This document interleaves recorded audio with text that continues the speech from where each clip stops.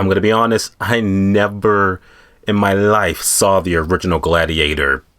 I just haven't. Before you click off this video, I want you to know I did watch the original like this morning before I would see this movie. So now, having seen both movies, I gotta say, we got two great Gladiator movies. Let's talk about it.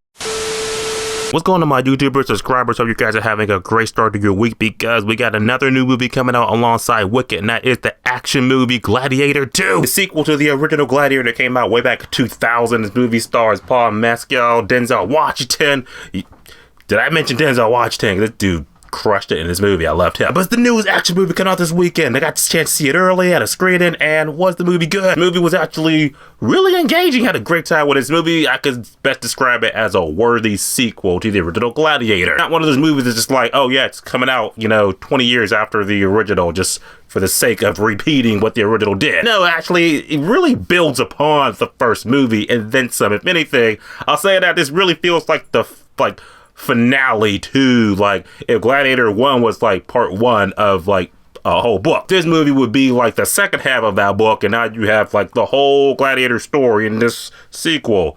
And it was great. The cast of the movie was great. The action was just holy shit. I saw this movie in IMAX, and let me tell you, the IMAX, the hits and the kills and the deaths are better on the big screen. With that out of the way, look into the pros and cons. I believe that Gladiator 2 officially comes out in theaters this Friday. You should definitely check it out. If you enjoyed the first movie, that was like your jam, I think you'll appreciate this movie too as a great sequel, not just nostalgia bait. Here's why. Adding to the movie, first of all, we got Paul Mescal. That's how you say his last name. I'm bad with names. He was our main character that I was kind of just like, when he got first introduced on the scene, I was like, okay, you're not Russell Crowe, so why should I care? I will say his character as the movie went on, I was like, you know what? I'm on your side, dude. He was growing on me. And it seemed to be a theme this week for me. These characters I'm meeting that I'm like, I don't care about him. Until like halfway through the movie, as the movie keeps going, I'm like, you know what? I'm getting on board, so I liked him. His acting was great. I enjoyed him in the movie. Kicked ass in the movie too. Like, he was the main dude kicking ass in the movie.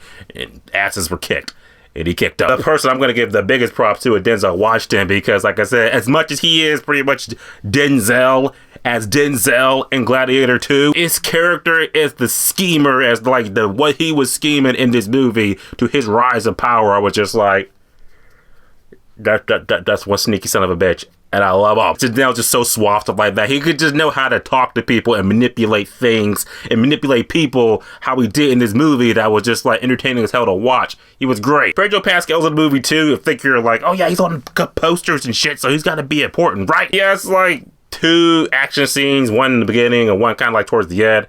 And that's kind of like it. Pedro Pascal's kind of like in the background a little bit. Like, he is somewhat important, but he gives the main character that motivational thing to, bring him over to the light side. But that is like, okay, Mr. Fantastic, see you next year in Fantastic Four first step. Good, now plot of the movie more or less. Okay, the movie takes place 16 years after the events of the first movie, so of course Rome is still shit, ruled by new assholes in power. So now we follow, there's 2 things happening in this movie. First thing happening is that we got our main character, who I'm just gonna call main character for the sake of no non-spoilers. Got our main character in the movie more or less. He gets taken out by the Romans, stuff like that, his hometown, and now he's thrust into the life of being a gladiator and all that comes with that. Also, on the other hand, you got Pedro Pascal's character who's trying to like, yeah, I'm tired of Rome pretty much being shit, so let's just stage a coup and just take it all back. So of course these 2 plots kind of intersect with each other until we get to the end of the movie, where it's just like, yeah, it's just swords and blood and guts. And cool. Pros of the movie more or less. Okay, how about action? The action, I will say, I feel like there's more action in this movie than it was in the last one. I'll say the action is still framed up, and I will say it's kind of like that 2000s action, but just brought up with, 2024 standards. But I'm saying people are getting decapitated, people are getting sliced, people are getting hurt. There was like a scene in the arena. There were a lot of like gladiator fights in this movie in the Colosseum. There was one dude that was on a rhinoceros and shit. He ate shit. Oh my, he ate shit. I was just watching, just like, this is why you do not go against a rhinoceros. A freaking rhinoceros. The action of the movie, I will say, was really great. Really like, it was a lot of it too. So for you action fiends, movie's right for you. For the themes of the movie too, like, the underlying was good too. Again, it's got those messages that the last movie had, more or less, taking it back with the people and shit. So I appreciated that. Also, with it being a sequel, like I said, do you have to see the first movie to get this one?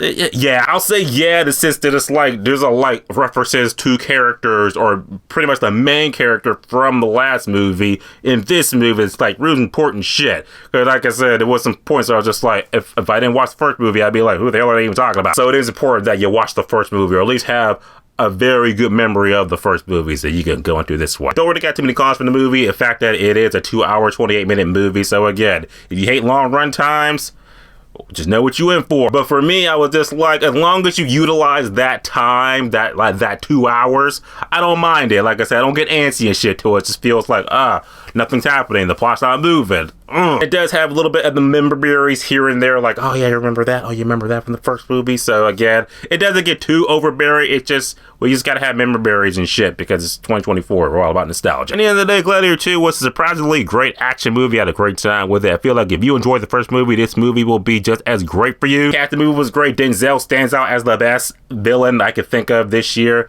I loved him. Action was bombastic. The kills were great. And like I said, there's just one hit in the movie that I'm just like, the movie was 1 rating, and when this hit like happened, shot it up to 1 more rating. So here you go. Gladiator 2 is definitely for me a very good 9 out of 10, which definitely worth buying and owning on digital and Blu-ray. Gladiator 2 officially in theaters this Friday. You're gonna see it, you're not gonna see it, type below. Let me know your thoughts on it, and yeah, have a great rest of your week, guys. I love you, and as always, subscribe. Until next time.